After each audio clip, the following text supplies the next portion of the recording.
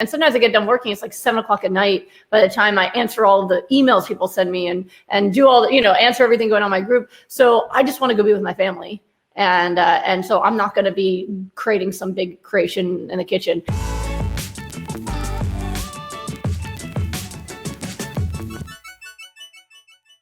Wants to know if you can buy vegan food at the store or make everything yourself. You don't have to make everything yourself. I mean, listen, I am super busy. And I'm also lazy in the kitchen because I get done working, and sometimes I get done working, it's like 7 o'clock at night by the time I answer all of the emails people send me and do all the, answer everything going on in my group. So I just want to go be with my family.